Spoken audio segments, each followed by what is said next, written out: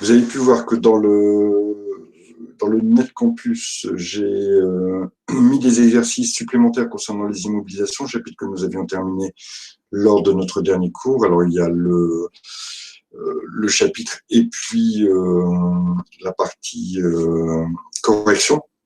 D'accord, il y a les 3 exercices qui sont du même acabit que ce que l'on a pu faire lors de nos séances de révision. Et puis,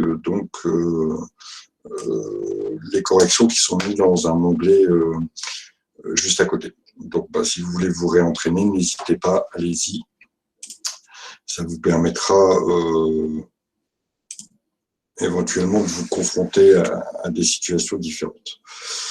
Ceci étant dit, j'ai décidé qu'on allait revoir toute la partie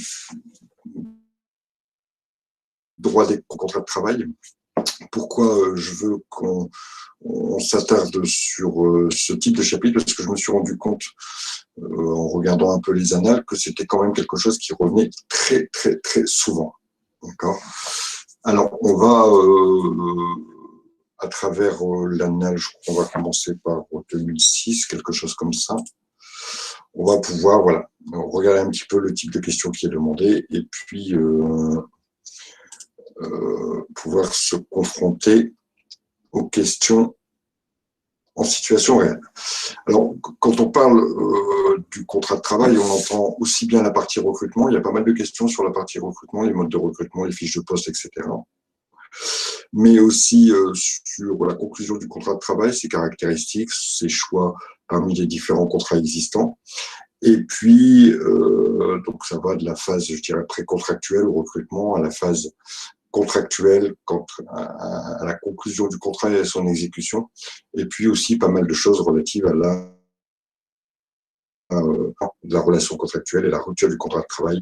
Ça, ce sont des choses que vous verrez l'année prochaine. Nous, on va s'attarder ici à la partie plutôt conclusion du contrat et puis début d'exécution.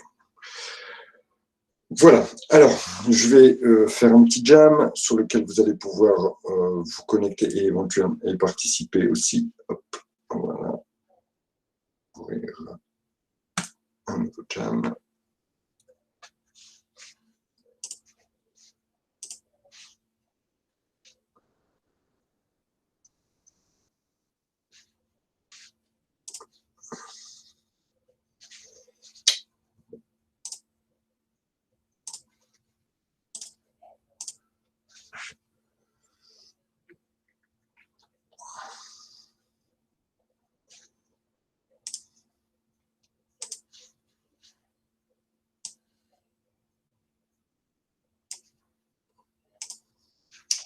Voilà, donc je pense que vous l'avez à l'écran, je vais vous mettre, voilà, là, on a le 2006.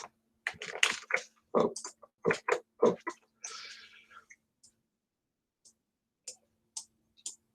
Alors ici, on vous indique que vous êtes recruté, d'accord, que entre autres, vous aurez aussi une partie dans les tâches qui vous seront dévolues, une partie concernant la gestion des ressources humaines.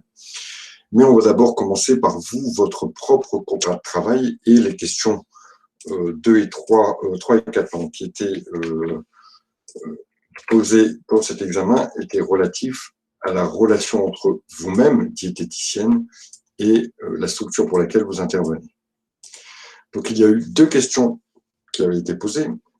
L'une qui demandait de remplir une grille d'analyse du contrat de travail que je vais vous mettre après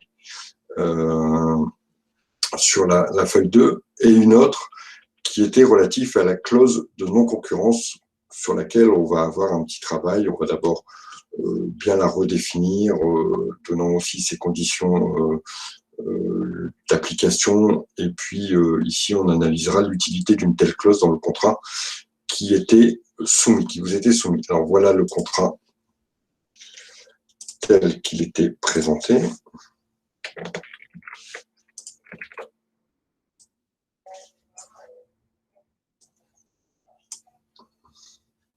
Alors, je vais l'agrandir au maximum et garder que les choses utiles à l'écran.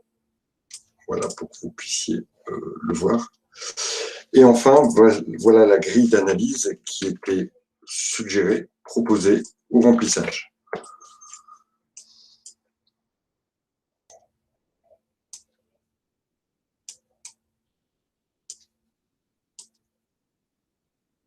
Donc voilà, on a abordé 1, 2, 3, 4, 5, 6 parties. La première partie où on vous demandait de définir quel est le type de contrat.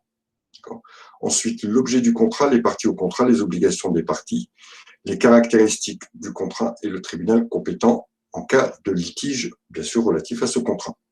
Alors, vous êtes 16, j'aimerais bien qu'il y ait plus que 2 personnes qui soient connectées au Jam, s'il vous plaît, pour que vous puissiez participer au remplissage de cette grille. En attendant, je vais demander, alors, Isabelle me demande, je passe ça.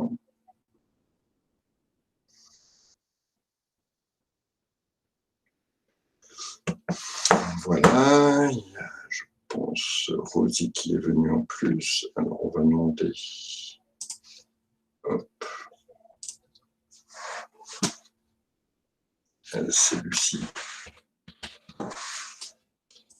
donc de la partie du type de contrat.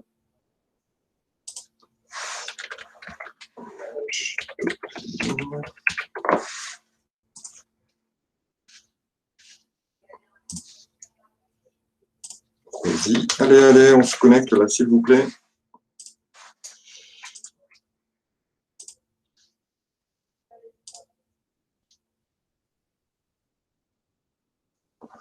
Alors, pour répondre à votre question, oui, c'est souvent sous cette forme. Soit ce sont des questions directes, ou soit ce sont des questions par lesquelles on remplit une grille qui est déjà proposée, par exemple les différences entre le CDI et le CDD, ou par exemple en cas de rupture du contrat de travail, une démission et une rupture conventionnelle, etc., etc. Donc il y a souvent des tableaux de 3 personnes. Je n'ai pas envie de me fâcher et de déconnecter ceux qui ne veulent pas participer. Donc, je vous demanderai, s'il vous plaît, il me faudra encore au moins 3 autres personnes. Le principe, c'est un cours interactif. Ce n'est pas un cours qui est donné par un prof auquel vous assistez. OK, pour Elodie.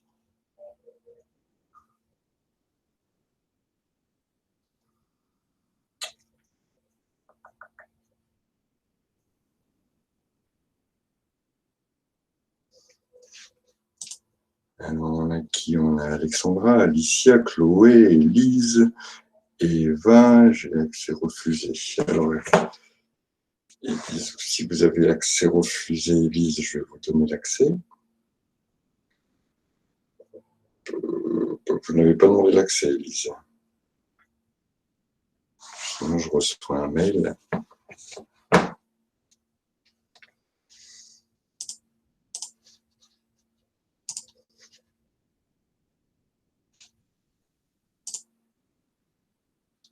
Élise Cochard.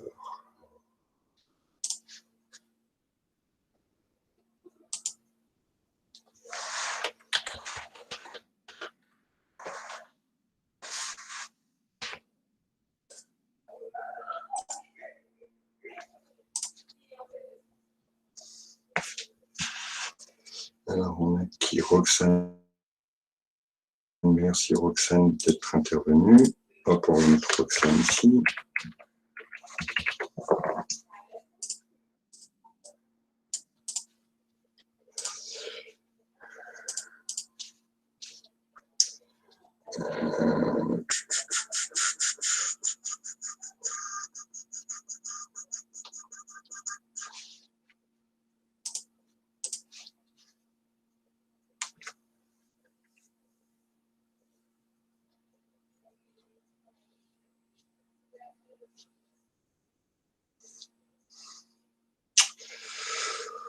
OK.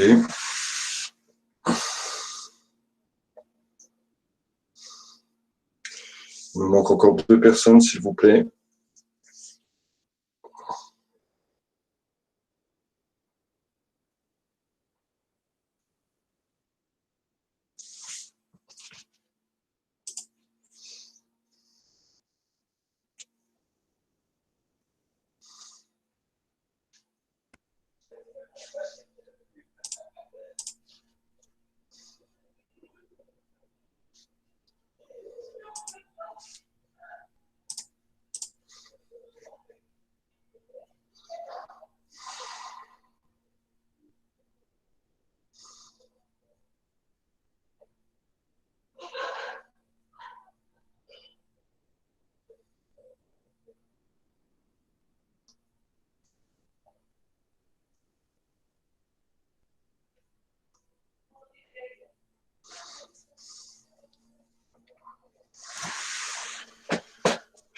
Facilitez pas la tâche. Facilitez pas la tâche. Alors, tant pis, hein, je vais travailler avec ceux qui ont envie de travailler. Monsieur, j'ai une autre chose si vous voulez. Je fais autre chose si vous voulez. Ok, ok. Pas de problème, allez-y, Majdoline. Hop, on va remettre ça. Voilà, Majdoline veut s'occuper aussi du tribunal. Et puis peut-être Rosie qui est bien partie là. Elle va nous faire aussi les droits et les contrats là. Allez-y.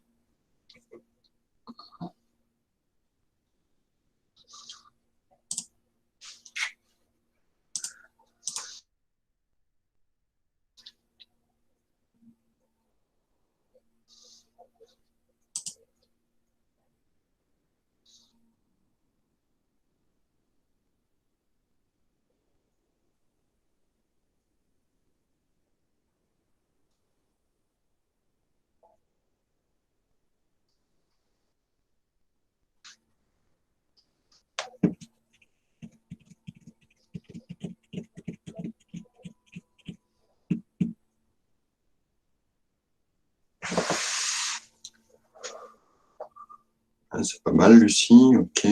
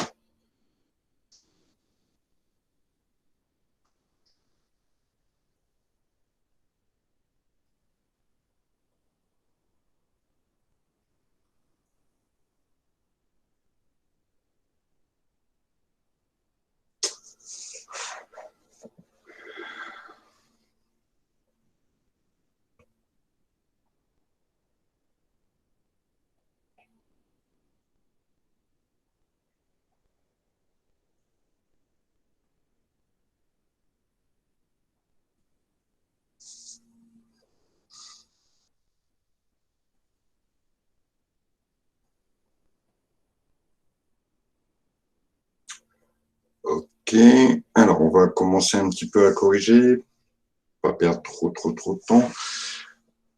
Vous pouvez continuer à remplir éventuellement Roxane et Rosie si vous avez d'autres choses à rajouter. Je vais traiter les 4 points qui sont déjà vus.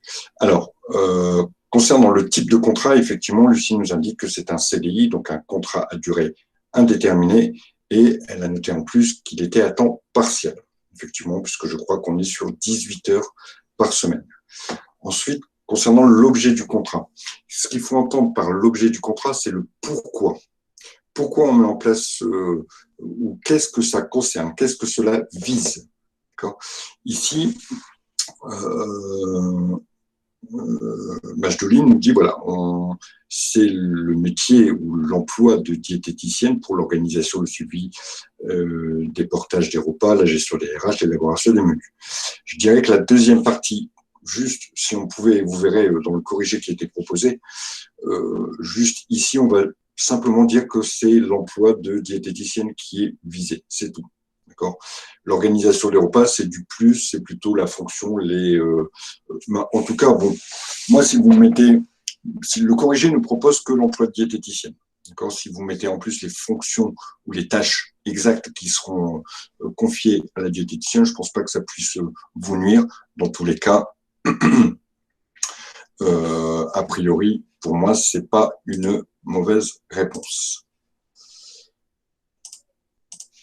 Alors,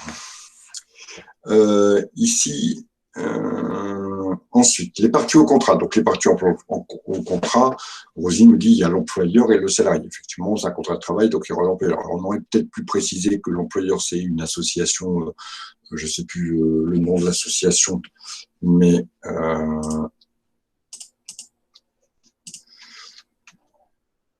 c'est l'association Vivre à domicile, d'accord, et que effectivement la salariée c'est la diététicienne ou le diététicien. Bon. Ensuite, concernant les obligations, là c'est beaucoup plus intéressant puisque Roxane nous propose deux types d'obligations, les obligations qui sont à la charge, les obligations qui sont à la charge, au moins déjà dans l'organisation de la réponse, c'est bon Roxane. C'est-à-dire que vous séparez les obligations qui sont à la charge de l'employé et les obligations qui sont à la charge dont est tenu l'employeur. C'est plutôt pas mal. Vous me marquez d'abord concernant les obligations du salarié, réaliser le travail demandé, respecter les engagements mentionnés au contrat et les clauses du règlement intérieur, pas de concurrence déloyale, respecter les horaires. C'est plutôt pas mal. Je dirais que jusqu'à la problématique de la concurrence déloyale, pendant l'exécution du contrat de travail, effectivement, on parlerait plutôt de loyauté globale, d'accord, puisqu'il doit complètement se dédier à sa tâche au travail. Mais je pense que ici vous avez visé les points qui étaient importants, donc c'est-à-dire évidemment réaliser le travail qui est demandé, se conformer aux directives que l'on lui donne, c'est-à-dire le règlement intérieur, le respect des horaires, tout ça, ce sont des choses qui sont plutôt correctes. Il n'y a pas de souci. Maintenant, concernant les obligations de l'employeur, verser le salaire, très bien, respecter le code du travail et la convention collective, très bien. Et ici, peut-être mettre dans le corrigé, vous verrez qu'on a rajouté, mais pour moi, bon, il y aurait plein de choses à rajouter, hein, si on voulait, quant aux obligations de sécurité, par exemple. Mais dans le corrigé, il était marqué qu'il fallait que l'employeur fournisse tous les éléments tous les éléments matériels pour que le salarié puisse faire le travail qui lui était demandé. Très bien. Je vais passer à la compétence du tribunal. Juste un petit truc, le juge judiciaire. Je suis moyennement d'accord sur cette appellation. Heureusement qu'entre parenthèses, il y a Conseil des prud'hommes, qui est la juridiction compétente, puisque là, on vous demande quel est le tribunal. On ne vous demande pas quel est le juge, surtout que le juge judiciaire, il appartient. Alors, le juge judiciaire, c'est un bien grand mot. On pourrait le rattacher au tribunal judiciaire, ou on pourrait l'opposer au juge administratif, par exemple. Juste le Conseil des prud'hommes, c'était la bonne réponse. Alors ici, bon, le correcteur dirait, bon, le juge judiciaire, c'est pas vraiment le bon mot, mais heureusement, il y a Conseil des prud'hommes. Je pense que vous auriez, sur cette question-là, peut-être la... Voilà, oui, vous l'entendiez en opposition au juge administratif. Je suis d'accord, effectivement. Mais d'autant plus que n'oubliez pas que les conseillers prud'homaux ne sont pas des juges professionnels. Ce sont des élus, des salariés et des employeurs. Donc, parler de juge judiciaire en parlant des conseillers prud'homaux, on part sur un terrain glissant. Vaut mieux se cantonner juste au conseil du prud'homme, puisque de toute façon, c'est la question quel est le tribunal. On ne vous a pas demandé quel est le juge, on vous a demandé quel est le tribunal. Ici, effectivement, le tribunal des prud'hommes, le conseil des prud'hommes, pardon, si on veut être très précis, le conseil du prud'homme était la bonne réponse. Alors, il y a juste Rosie dans sa deuxième partie, mais c'est normal puisque j'ai refait cet exercice avec les deuxièmes années aussi et avec les premières années, mais province, et a priori, personne n'a su répondre à cette question. Pourquoi? Parce que ça fait référence non pas directement au droit du travail, directement au contrat du travail, au contrat de travail, mais plutôt à la théorie générale des contrats. Et dans les caractéristiques globales, des contrats, ça touche aussi bien le contrat de travail que le contrat de prêt, que le contrat de vente, que le contrat de location. Dans tous les contrats, il y a des caractéristiques que l'on reverra, puisque j'ai remarqué que personne ne connaissait ces caractéristiques. On parle, par exemple, dans le contrat de travail, que c'est un contrat à titre onéreux. C'est une de ces caractéristiques. C'est-à-dire qu'effectivement, en échange d'une certaine chose, ici c'est le travail, il y a une remise d'une somme d'argent. Voilà pourquoi on appelle un contrat à titre onéreux. Bien sûr, on met le contrat à titre onéreux en opposition au contrat à titre gratuit. Donc, je prête ma tondeuse à mon voisin, d'accord, c'est un contrat de prêt, hein. Même si le contrat n'est pas écrit, c'est un contrat verbal. Dans la théorie générale des contrats, c'est un contrat. Et ici, mon voisin ne va pas me donner de somme d'argent. Ce n'est pas ce qui est exigé. Je suis un prêt à titre gratuit. Donc, par exemple, ce type de contrat est un contrat à titre gratuit. Comme autre caractéristique, on dit que le contrat de travail est un contrat synallagmatique. Synallagmatique, ça veut dire qu'il définit des obligations aux deux parties. Contrairement à un contrat unilatéral, par exemple, un don est un contrat unilatéral. Je donne une somme d'argent contre laquelle je ne reçois rien du tout. Il n'y a aucun engagement, aucune obligation pour l'autre partie. Vous pourriez aussi avoir des contrats tripartites avec trois parties, c'est-à-dire, par exemple, un contrat d'assurance vie. Moi, je suis l'assuré qui demande à une assurance de verser une certaine somme à un bénéficiaire quand j'aurai un accident de la vie. Vous voyez que là, il y a trois personnes au contrat, deux personnes, je dirais, directement au contrat, et un bénéficiaire qui n'est peut-être même pas au courant qu'il est bénéficiaire, même pas au courant qu'il est parti dans un contrat. Mais ici, on aurait un contrat tripartite. Autre caractéristique de ce contrat, c'est un contrat qu'on dit à exécution successive. Alors, exécution successive, c'est-à-dire que c'est un contrat, non pas qui va se renouveler, mais dont les obligations vont se succéder dans le temps. C'est-à-dire que je travaille un mois, je suis payé. Je retravaille un mois, je suis payé. Je retravaille un mois, je suis payé. On a le même type de contrat, par exemple, dans un contrat, je sais pas moi, un abonnement téléphonique. Vous payez tous les mois. Et puis le jour où vous ne payez plus, les obligations de l'autre s'arrêtent aussi. En comparaison ou en opposition au contrat à exécution successive, il y a le contrat à exécution instantanée. Il n'y a qu'une seule exécution. C'est-à-dire un contrat de vente. Vous achetez une voiture, c'est tout. Après, basta. Sauf si, bien sûr, il y a une assurance derrière, mais dans tous les cas, ici, c'est un contrat à exécution successive auquel on oppose, bien sûr, le contrat à exécution instantanée. Ensuite, c'est un contrat consensuel. Il est valable que par le consentement des parties. Quand les parties doivent donner leur consentement, et juste en donnant leur consentement, soit par la signature du contrat, ou simplement par l'expression d'un accord de volonté, le contrat est né. D'autres contrats demandent plus que le consentement des parties. Je pense notamment au contrat de vente immobilière, où il faut là que le contrat, en plus du consentement des parties, il faut que le contrat soit rédigé par un acte notarié, par un acte qu'on appelle un acte authentique. Sans cela, la vente n'a pas lieu. Le contrat n'existe pas. Si le contrat, ici qui est un contrat formel, n'est pas rédigé par un notaire, alors vous pouvez vendre votre maison 30 fois, il y aura jamais la vente ne sera jamais réelle. Autre point sur ce contrat, et vous verrez là, il faudra se méfier du corrigé. Je vais vous mettre le corrigé tel qu'il était proposé et vous mettre simplement la petite annotation qu'il faut voir. Et en droit, surtout en droit du travail, il faut faire très attention à la temporalité des questions qui vous sont posées. Ici, je vous rappelle que le sujet date de 2006. D'accord ? Or, il a été traité, bien sûr, avec le droit de 2006. D'accord ? Or, en 2016, il y a une petite révolution, c'est-à-dire qu'on a modifié le droit des contrats et le droit des obligations. D'accord ? Il y a une ordonnance de modification du droit et il y a beaucoup de choses qui ont changé. Alors, pour beaucoup de choses, c'est de la jurisprudence qui a été inscrite dans le Code civil en droit constant, d'accord ? Mais il y a quand même eu quelques petits points qui ont donc modifié le droit des contrats entre les contrats après 2016 et les contrats avant 2016. Et ici, on est en 2006, donc on est avant. Et il y a notamment cette notion-là ici, le contrat d'adhésion. Cette notion-là, le contrat d'adhésion. Alors, voilà. Aujourd'hui, adhésion, je vais vous marquer plus valable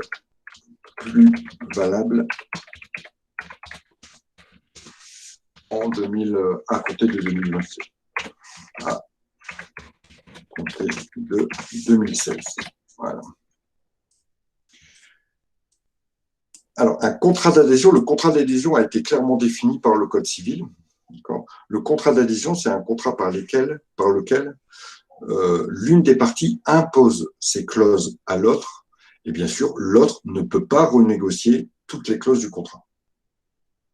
Quand vous allez prendre un abonnement pour avoir de l'électricité chez vous, donc vous allez souscrire un abonnement chez EDF, Enedis, quel que soit votre fournisseur, vous n'allez pas commencer à regarder le contrat, appeler le patron de Enedis en lui disant bah, écoutez, cette clause-là, j'aimerais bien qu'on la modifie, il faudrait faire ça.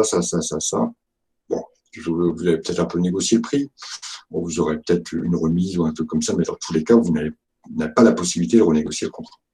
Ça, c'est un contrat d'adhésion. Donc, un contrat d'adhésion, c'est un contrat pour lequel l'une des parties n'a pas la possibilité de négocier les clauses. Or, ici, ça n'est pas du tout le cas. Je peux tout à fait, dans un contrat de travail, même si l'autre s'y oppose, peu importe, mais dans tous les cas, il y a tout à fait négociation sur le salaire, il y a une clause de non-concurrence, on peut la négocier, il y a d'autres clauses toutes les clauses peuvent être négociées du contrat de travail. Par conséquent, ça n'est pas un contrat d'adhésion, comme le propose le corrigé, mais peut-être qu'au regard du droit applicable en 2006, c'était le cas. Donc ici, il faut juste prendre beaucoup de précautions avec ici. Aujourd'hui, le contrat de travail est un contrat, comment on appelle un contrat, Magdeleine, un contrat dont les clauses sont négociables, à votre avis?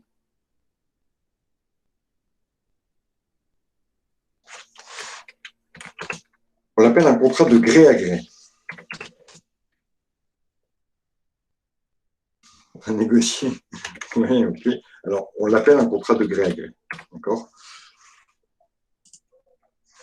Voilà. Un contrat de gré à gré, ça s'oppose au contrat d'adhésion. Le contrat de gré à gré, les clauses sont négociables entre les parties. Le contrat d'adhésion, les clauses ne sont pas négociables, elles sont imposées par l'une des parties. Voilà, tout simplement. D'accord. Ensuite, ici, on vous dit que c'est un contrat individuel. Alors, la notion de contrat individuel, elle n'existe plus trop. Deux solutions, soit on l'oppose au contrat collectif. Par exemple, vous pouvez avoir un contrat qui a été négocié pour des mutuelles par une entreprise. À partir de là, on peut l'appeler comme un contrat collectif. Moi, je verrais ça. Mais encore plus ici, sinon on peut voir ça sous l'angle du contrat intuitu personae. Alors, ça veut dire quoi un contrat intuitu personae? C'est un contrat qui a été conclu en vertu de la personne. Je m'explique.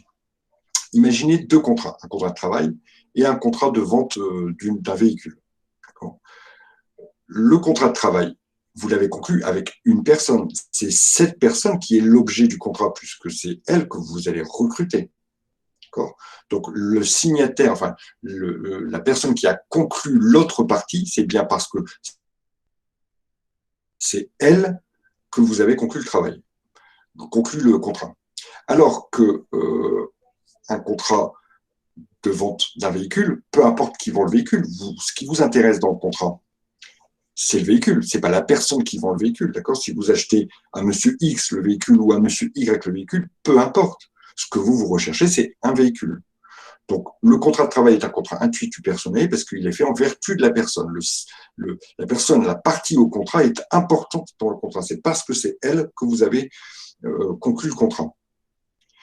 Alors que dans un contrat de vente de voiture, peu importe, ça n'est pas un contrat intuitu personnel. Voilà pour les principales. On les reverra toutes, il y en a une grosse dizaine. Faut les connaître, tout simplement. Voilà, faut les connaître et puis on mettra des exemples à côté.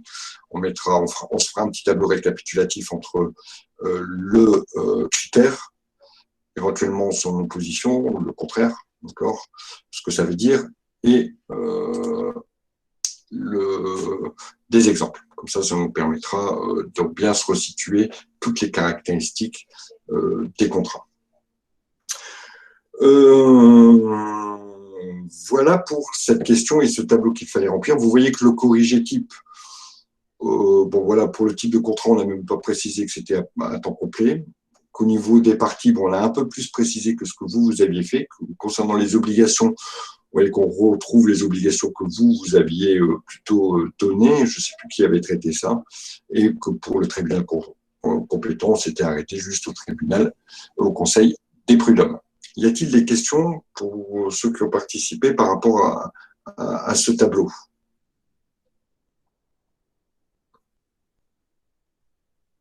C'est tout bon? Vous voyez comment vous vous situez, hein. Est-ce que vous auriez su le faire ou pas le faire? Voilà. Si vous dites que vous auriez pu le faire, vous dites, ben voilà, j'ai réussi à faire le tableau, ou j'ai réussi à faire le tableau à 50%, bon, ben, je dois encore réviser. Hein. Alors, concernant le contrat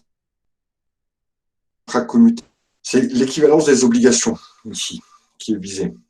C'est-à-dire que d'un côté, je vous donne du travail, vous me donnez une somme qui équivaut en valeur au travail que je fournis. Le contrat n'est pas déséquilibré par rapport aux opérations qui sont, aux obligations qui sont dues par l'une et par l'autre. Ça marche? Un contrat qui ne serait pas commutatif, c'est un contrat d'assurance. Il se peut que vous payiez toute votre vie votre assurance pour recevoir quoi? Rien du tout. Strictement, d'accord? Alors qu'il se peut aussi que vous êtes assuré au bout de 3 mois, que vous ayez un gros sinistre et que vous receviez la somme de, je ne sais pas moi, 30 000 euros. Il n'y a pas d'équivalence entre les obligations des uns et des autres. C'est bon pour vous? Alors, je ne sais plus qui avait posé la question. Il y a juste la partie sur les caractéristiques. D'accord. Juste les caractéristiques, je voyais. Adhésion, d'accord, ok, ça marche. C'est Rosie qui avait posé la question.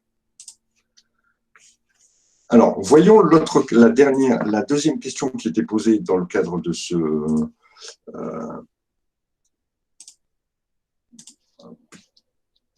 BTS et regardons un petit peu la clause de non-concurrence. Alors, nous, on va travailler un petit peu plus que ce qui était demandé, ça va nous permettre de répondre synonyme de à titre onéreux, presque, parce que malgré tout, le contrat d'assurance, c'est un contrat à titre onéreux puisque vous payez. D'accord? Ce que vous recevez, c'est une garantie éventuellement de couverture d'un sinistre. D'accord? C'est simplement ici qu'il n'y a pas d'équivalence entre les deux obligations. Quand vous me donnez une voiture et que moi je vous donne un prix, a priori, le prix équivaut à la voiture. D'accord? Les deux obligations sont équivalentes. Quand j'achète un ticket de transport, le coût du transport m'est facturé, je paye le coût du transport plus une partie de marge, ce qui est normal. Donc il y a plutôt une équivalence des obligations. Alors que je vous répète, voilà, imaginons que vous preniez voilà, vous achetez un ticket de loto. Quand vous avez conclu un contrat qui vous donne le droit de participer à une loterie. Mais vous n'avez rien reçu. Vous avez reçu un droit. Alors, est-ce qu'un droit vaut ce prix-là? On ne sait pas. Mais par contre, vous pourriez recevoir le jackpot, le bingo. Vous voyez qu'il n'y a pas d'équivalence entre les obligations des parties. Non, je voulais dire en fait entre le travail à titre onéreux et du coup ici, concernant la clause de non-concurrence, on va repréciser quelques petites choses. D'accord? D'abord, ce que j'aimerais bien que vous puissiez me dire ici, c'est ce qu'induit la clause de concurrence. Donc, c'est quoi pour le salarié, ça induit quoi? D'accord? Ça veut dire quoi pour le salarié, la clause de non-concurrence? Ensuite, quel est l'objectif pour l'entreprise?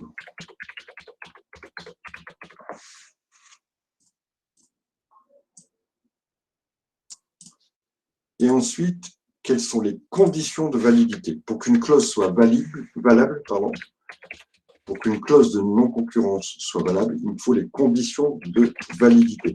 Et je dirais que dans ces conditions de validité, on va en retrouver 5 points. 5 points qu'il faut maîtriser, qu'il faut connaître. Allez, on va demander à Roxane de traiter la première partie. On va demander à Rosie de traiter la deuxième partie. Et on va demander à Majdeline et Lucie de traiter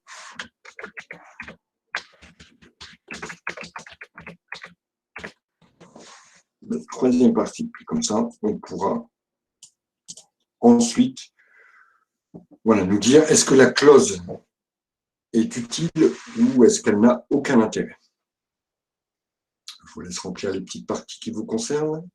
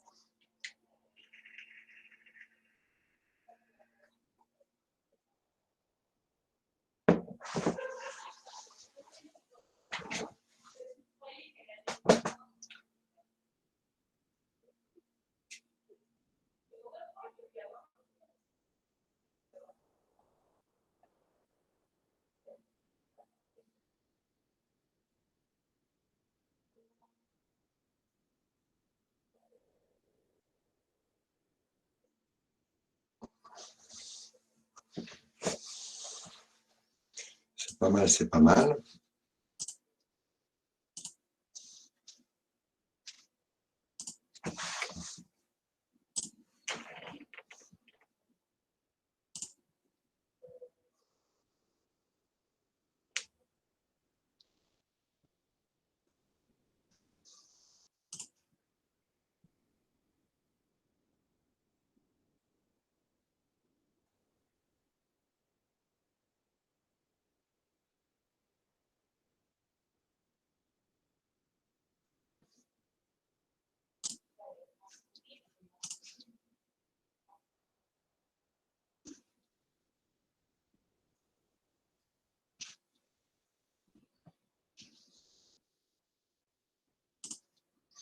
C'est pas mal. Alors, on va regarder ça un petit peu. Il y a des choses très bonnes. Il y a 2-3 petites pistouilles, mais c'est vraiment des choses très, très, très, très...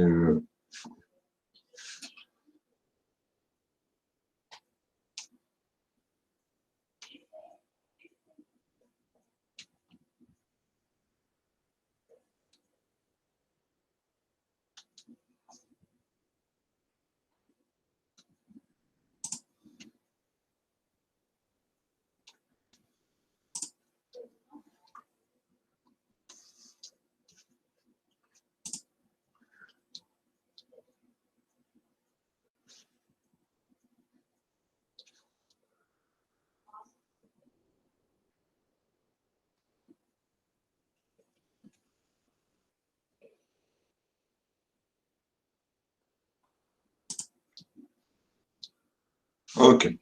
Allez, on va regarder ça ensemble. Tac, tac, tac. Voilà. Alors, concernant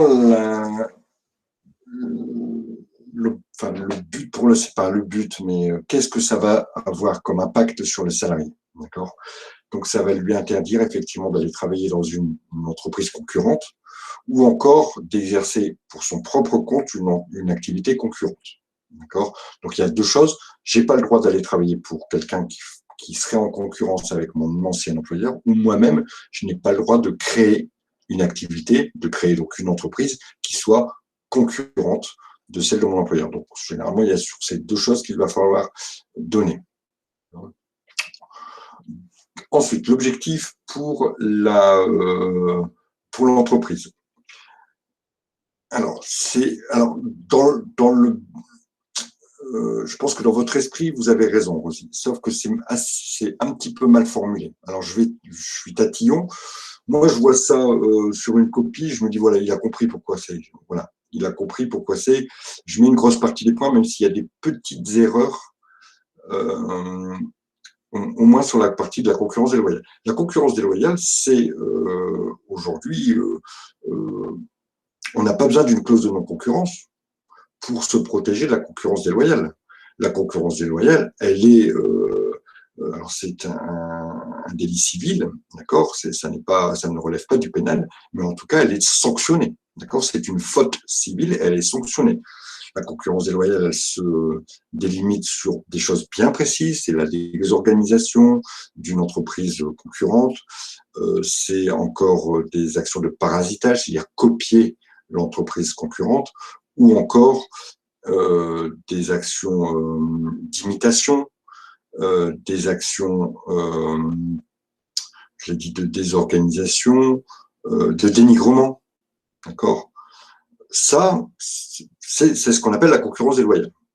Okay, et ça, c'est, je vous dis encore, alors civilement, pas pénalement, donc c'est-à-dire qu'on risque pas de peine de prison, mais on risque une amende, on risque de voir sa responsabilité engagée et de devoir éventuellement verser des dommages et intérêts à la personne qui a été victime de cette concurrence déloyale. Donc, je n'ai pas besoin de clause de non-concurrence pour ça. La clause de non-concurrence, le but, vous l'avez dit après, alors même si je comprends ce que vous voulez dire, hein, se prémunir de la concurrence qui, elle ne sera pas déloyale, parce que de toute façon, si elle était déloyale, la loi le punit. Il n'y a pas besoin d'une clause pour ça. Se prémunir d'une concurrence, si vous mettez se prémunir d'une concurrence, d'accord, évitez les déloyales parce que, encore une fois, ça rentre dans un domaine bien spécifique. Protéger son fichier client, son savoir-faire, tout ça, je suis d'accord. Finalement, tout ça, on peut le résumer en une phrase, c'est protéger les intérêts économiques de l'entreprise. Son fichier client, effectivement, ou encore son savoir-faire, même si on peut dire que son savoir-faire, il peut être protégé par des brevets ou des choses qui auraient été déposées. Mais dans tous les cas, c'est protéger les intérêts économiques de l'entreprise globalement. Alors maintenant, voyons les conditions de validité. Alors, sur la première chose que vous avez dite, ne pas entrer au service, c'est plutôt l'objet, hein, donc ça, on va mettre un peu plus haut, ça répondait un petit peu à la question de l'objet, effectivement. Par contre, ça, je ne vous l'avais pas mis dans les 5 points, mais c'est vrai. Elle doit être prévue au contrat. La clause de non-concurrence doit être prévue au contrat. Si elle n'est pas dans le contrat, c'est bien qu'il n'y en a pas. Ensuite, ça, je suis d'accord, ça fait partie des 5, je vais le diviser en 2. Elle doit être limitée dans le temps. Alors, pour vous donner un exemple très précis, une clause de non-concurrence, généralement, ça porte sur 1, 2, voire exceptionnellement 3 ans. Donc, au-delà, on estime que on perd un peu de l'objectif, c'est-à-dire qu'on n'est plus dans la protection des intérêts économiques de l'entreprise, mais on est plutôt dans l'atteinte à la liberté du salarié. Donc, effectivement, limitée dans le temps. Elle doit être aussi limitée dans l'espace. C'est-à-dire que cette limite dans l'espace, elle doit aussi toujours être en adéquation avec l'objectif, c'est-à-dire protéger mes intérêts économiques. J'entends par là une clause de non-concurrence qui s'étendrait sur tout un territoire, sur l'ensemble du territoire, par exemple, métropolitain de France, alors que mes clients, mes intérêts ne sont situés que dans la région du Nord. On pourrait se poser l'intérêt d'aller interdire à un salarié d'entrer au service d'une entreprise qui se situe à Marseille, alors que mes clients, et cette entreprise marseillaise n'ayant un rayonnement que local, alors que mes clients sont dans le Nord-Pas-de-Calais. Vous voyez, il n'y aurait pas de corrélation entre l'objectif poursuivi et puis la limite. Donc, elle doit être limitée dans le temps et elle doit être, bien sûr, limitée à une activité. C'est-à-dire que je ne peux pas dire que vous n'avez pas le droit d'aller travailler partout. Non, dans une entreprise concurrente, c'est-à-dire sur le même secteur d'activité qu'on moi-même. Donc, voilà les 3 limites. Ça, c'est OK. Donc, ça faisait partie des 5 points. Ensuite, la contrepartie financière, ça, c'est une obligation. Et la contrepartie financière, les juges de la Cour de cassation ont eu l'occasion de s'exprimer notamment sur cette contrepartie et ils nous ont affirmé que la contrepartie ne doit pas être dérisoire. C'est-à-dire que vous ne pouvez pas dire voilà, moi j'ai satisfait à mon obligation de contrepartie, j'ai filé 10 € au salarié. Ben, il y a une contrepartie financière.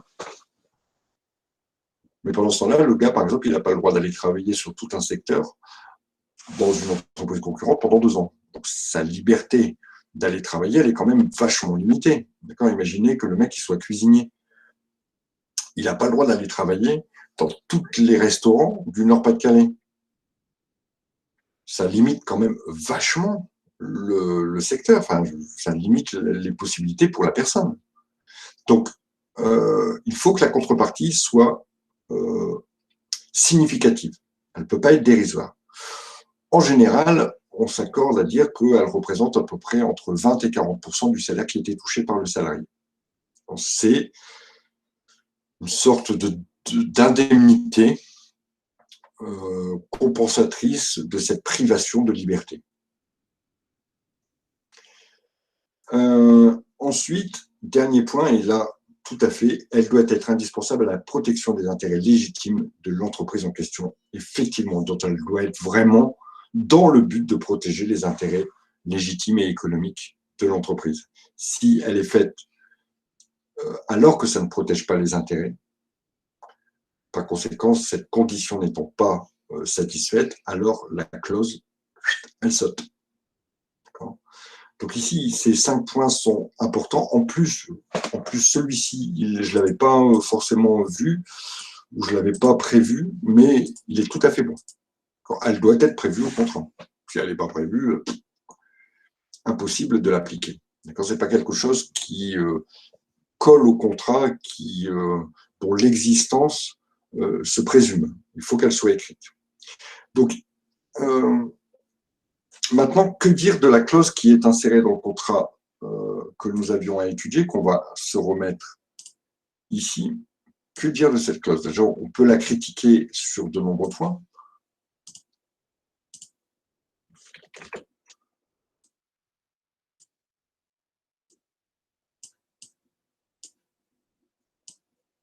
Les points critiques, on peut dire ici que, alors sauf, voilà, effectivement, elle n'est pas valable car elle ne précise ni le lieu, ni le temps, effectivement.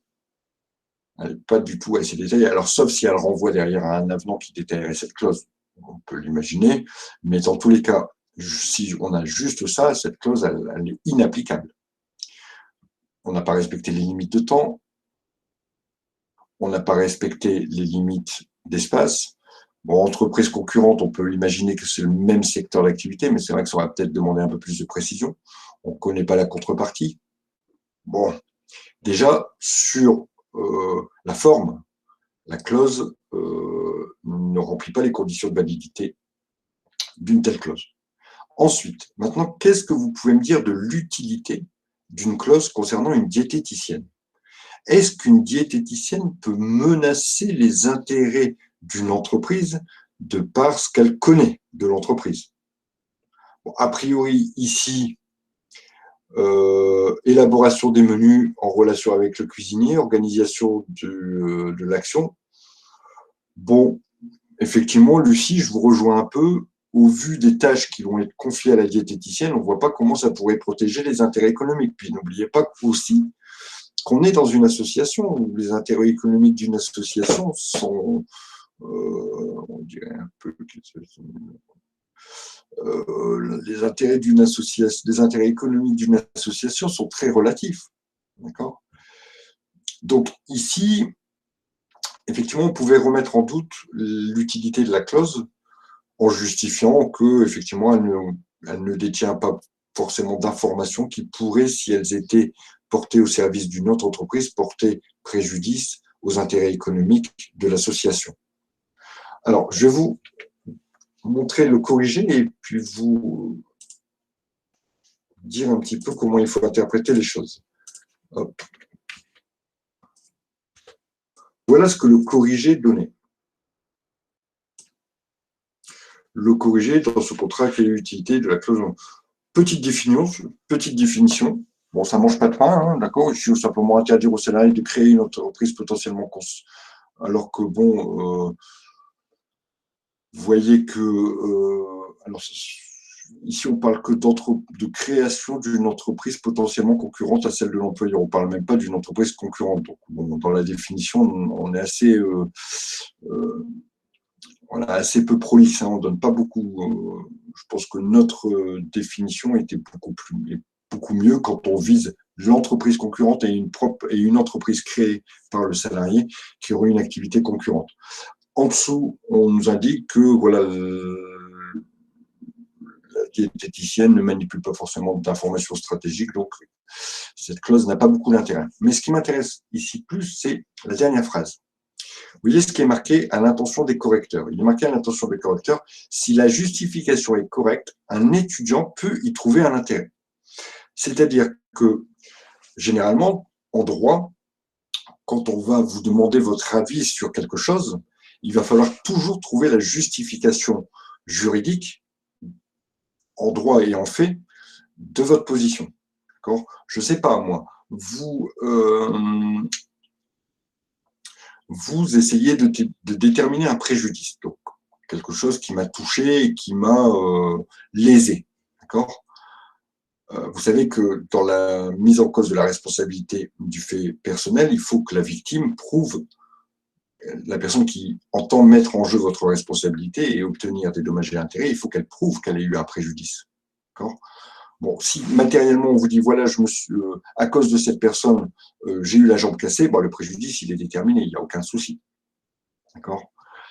Mais si le texte qui vous est donné ou les faits qui vous sont donnés sont assez flous, bon, à vous de vous baser sur les faits pour arriver dans votre interprétation à justifier d'un préjudice ou ici à pouvoir justifier. Moi, je peux très bien vous dire ah bah oui, mais attendez, elle connaît tous les clients.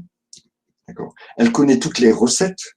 Il y a peut-être des recettes qui sont particulièrement aimées des clients et qui font le succès de l'association. Elle connaît l'organisation de l'association. Tous ces éléments-là qui seraient éventuellement mis au service d'une autre entreprise permettraient de la prise de part de marché. On peut, vous voyez, en interprétant différemment les différentes choses que cette diététicienne va faire, éventuellement arriver à justifier. Et c'est en ça où une copie de droit, une copie qui fait appel à de la réflexion et qui fait appel à des stratégies juridiques, il n'y a pas de corrigé type, enfin il y a un corrigé type, mais on peut tout entendre à partir du moment où vous le justifiez. Si vous me dites la clause n'a aucun intérêt, vous avez 0. Parce que vous n'avez pas justifié votre réponse. Si vous dites la clause a un intérêt alors que le corrigé dit qu'elle n'a pas d'intérêt, mais que vous justifiez votre réponse, vous aurez la totalité des points. Parce que c'est votre interprétation. Et généralement, votre interprétation, elle est basée sur quelques lignes. On ne connaît pas tous les faits, on ne connaît pas en détail ce qu'elle va faire, cette brave diététicienne. Donc, n'oubliez pas, à chaque fois que vous allez donner un positionnement juridique, et ça, c'est particulièrement en droit des contrats, parce qu'en droit de la responsabilité, en droit du numérique, à chaque fois que vous allez donner une position, n'oubliez pas de la justifier. Si vous justifiez, vous aurez les points, même si ce n'est pas la même idée que le correcteur ou que le corrigé. Si vous ne justifiez pas, mais que vous avez la même, finalement, réponse, vous n'aurez pas de points. Vous n'aurez que très peu de points. Voilà, sur l'étude donc de ce BTS qui avait été donné en 2006 et les questions qui étaient relatives au contrat de travail. Je veux juste, avant que l'on se quitte, vous rappeler deux choses. J'entends à ce que tout le monde participe. D'accord, c'est le but. Il n'y a rien de plus désagréable pour moi de faire le cours tout seul, et ce n'est pas ma conception des choses. D'accord, je pense l'avoir répété souvent. Vous participez, vous vous trompez. Franchement, ça n'a bien au contraire. Je préfère quand vous vous trompez, ça me permet éventuellement de vous rattraper et de vous dire où vous avez fait l'erreur. Mais sur une classe d'une vingtaine de personnes, avoir 4 personnes qui participent, c'est pas trop mon truc. Et je ne voudrais pas être amené à devoir dire vous ne participez pas, c'est tout, je vire tous ceux qui ne participent pas. Mais s'il faut que j'en vienne là, malheureusement, je le ferai. Et j'aurais peut-être dû le faire depuis un petit moment, mais j'aimerais vraiment que vous, personnellement, vous connectez au Jam, vous participez. Parce que là, j'ai fait le cours avec 4 personnes. C'est pas normal. C'est pas normal. Donc, c'est pour vous. Moi, je suis là pour vous. Que vous me disiez des bêtises, vous vous trompiez, mais jamais, jamais, jamais. Je vous le reprocherai, bien au contraire. Donc, je veux absolument que vous participiez plus sur nos derniers cours. Voilà, ceci étant dit, s'il n'y a pas de questions, je remercie les 4 personnes qui ont participé. Bravo, mesdemoiselles, bon travail. Et je vous dis à la prochaine fois. Salut à tous.